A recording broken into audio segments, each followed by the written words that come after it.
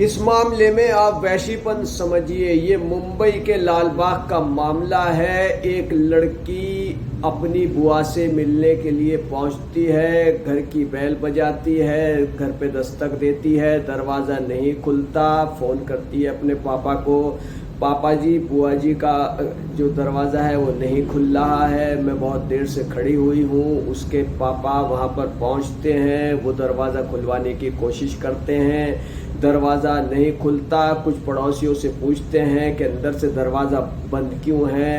पड़ोसी कहते हैं कि जो आपकी बहन यहाँ पर रहती है, हमने उनको काफ़ी दिन से नहीं देखा है। खैर किसी तरीके से दरवाज़ा खुलता है, अंदर पहुँचते हैं। अंदर उनकी भांजी रिम्पल मौजूद और अजीब सी बदबू आ रही होती है। रिम्पल से पूछते हैं ये बदबू कैसी है, वो कुछ नहीं बताती।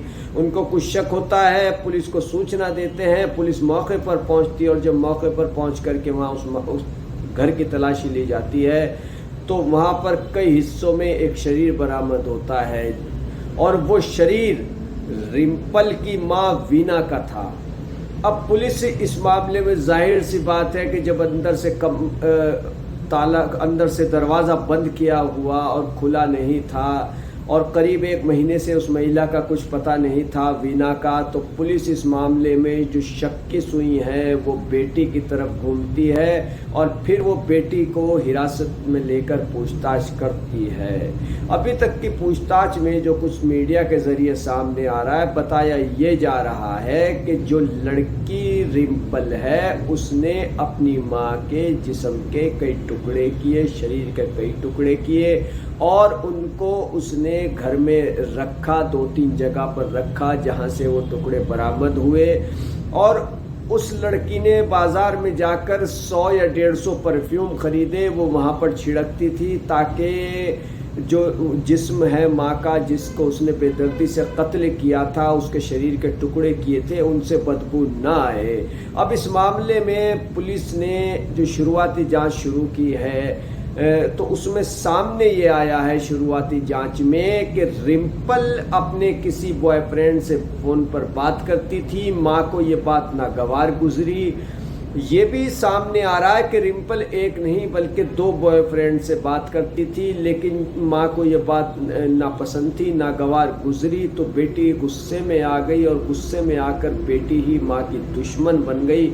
आरोप है कि बेटी ने माँ के जिस्म के टुकड़े किए और टुकड़े करके उनको थैली वगैरह में रख करके अलग अलग जगह घर में रखा और 100 या 150 परफ्यूम लाई, उनको छिड़कती रही ताकि बदबू ना आए।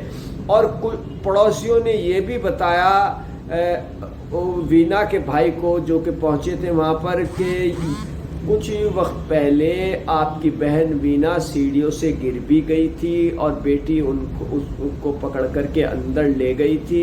अब पुलिस ये जानने की कोशिश भी कर रही है कि वीना क्या वाकई सीढ़ियों से गिरी थी या उनको उनकी बेटी ने ही धक्का दिया था।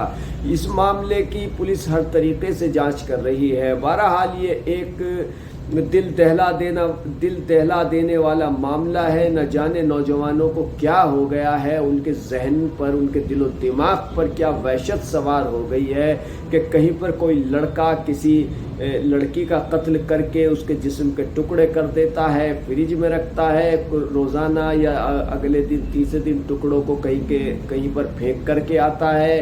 कहीं पर कोई उससे कहती है कि मैं लिव इन रिलेशनशिप में रहती हूँ और बाकायदा शादी भी हो जाती है, जैसा कि साहिल गहलोत का मामला दिल्ली में सामने आया था। साहिल गहलोत ने उस लड़की से शादी भी कर ली थी और वो दूसरी शादी करने जा रहा था। जब लड़की ने विरोध किया तो उसने निक्की यादव नाम की उस लड़की का डाटा केबल से गला दबाकर हत्या की और ले जाकर उसको फ्रिज में रख दिया और अगले दिन वो बाकायदा दूल्हा बना, बारात लेकर के गया। तो ये बड़ा तकलीफ दे मामला है। जहनियत कैसी हो चुकी है इस मामले में। मनोचिकित्सक ये कहते हैं कि जब इंसान पर वैशीपना सवार हो जाता है, उसके दिमाग का मानसिक संतुलन बिगड़ जाता है तो वो कुछ भी कर जाता है। तो जाहिर है कि इस तरीके के मामलों में बहुत सोचकर समझने की ज़रूरत है और ये भी सोचने की ज़रूरत है कि आखिर इंसान इतना वैशी कैसे हो पा रहा है कि एक लड़की अपनी माँ के जिस्म के टुकड़े कर देती है। याद रखिए, कोई भी गलत काम है कितनी भी होशियारी से कर लीजिए, उसकी सजा आपको कानूनी तौर पर जरूर मिलेगी। और जो सबसे बड़ी अदालत है, जो परवरदिगार की अदालत है, ईश्वर की अदालत है, आप उससे बच नहीं सकते। उसके यहाँ देर है मगर अंधेर नहीं है। आपको आपके किए की सजा जरूर मिलेगी। कोई कैसा भी जुर्म कर ले, कैसा भी गुनाह कर ले, वो एक ना एक दिन जरूर उस गुनाह की सजा भुगतेगा। जैसा कि मुंबई में मामला सामने आया है, जिसने भी पढ़ा, जिसने भी जाना, वो हर कोई हैरत में पड़ गया कि एक बेटी ने अपनी माँ का किस बेदर्दी से कत्ल किया, उसके जिस्म के टुकड़े घर में ही रखे।